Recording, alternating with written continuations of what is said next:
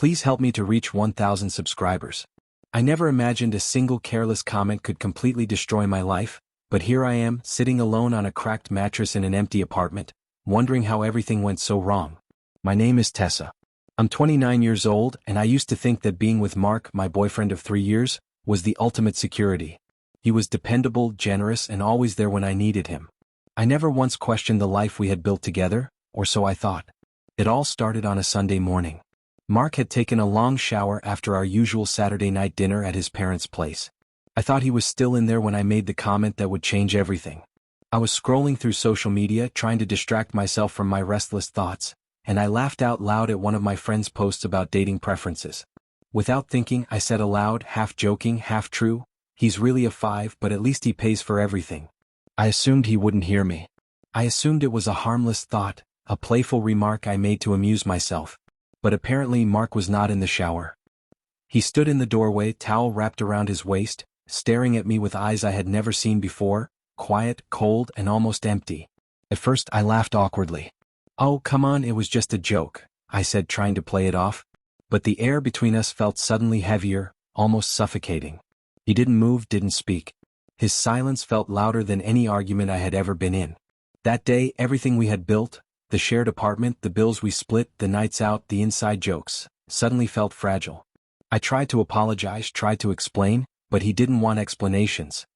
He said calmly, "You've always treated me like I'm disposable. I'm done being a convenience for you." I couldn't believe it. Disposable? Convenience? I had never once thought of him that way, at least not consciously. I had depended on him, yes, but we were partners. I had assumed he understood my sarcasm, my humor, the playful barbs that I threw at him during conversations. But apparently I had misread him completely. That evening he left. No yelling, no slamming doors, no dramatic confrontation. Just a quiet departure, like someone erasing themselves from your life. I watched him go, heart racing, stomach sinking, hoping he would come back, hoping he would laugh it off and tell me I had overreacted. But he didn't. Days passed, and Mark's absence was deafening. I called, texted, even emailed him, but there was no response. Our friends tried to intervene, but they only shook their heads, some giving me the same look Lisa had given me at the party months ago, the look that said, "You've gone too far this time." I finally realized that the man I thought was soft, patient, and forgiving had a line I never saw coming. And I had crossed it. I remember the first night alone. The apartment felt enormous and empty, echoing with memories of our shared life. The couch where we had binge-watched movies, the kitchen where we argued over the best way to cook pasta, even the bedroom where we had laughed until our stomachs hurt, it all felt alien now. I felt smaller, diminished, like my own life had shrunk to the size of a shadow. I had been so focused on what I wanted, financial comfort, easy life, someone to rely on without question, that I never stopped to think about what he wanted. Respect. A sense that his efforts, his presence, his generosity, were valued for more than the things he could provide.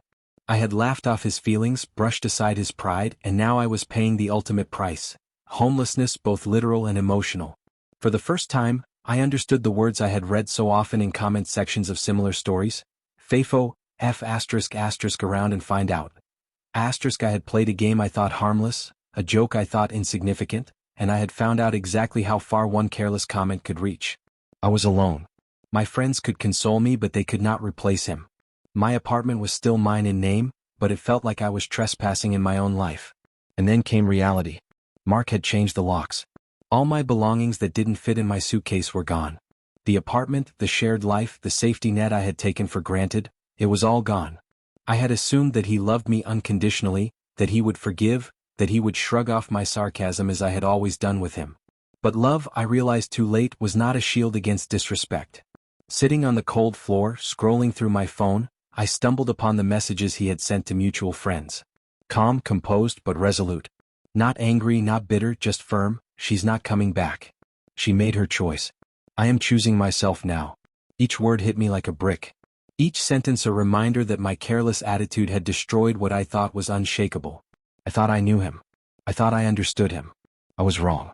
And now, as I sit here, shivering in a borrowed blanket on a friend's couch, I can't help but replay that single moment in my head. The joke, the laughter, the false security, and wonder how my life unraveled in a single morning.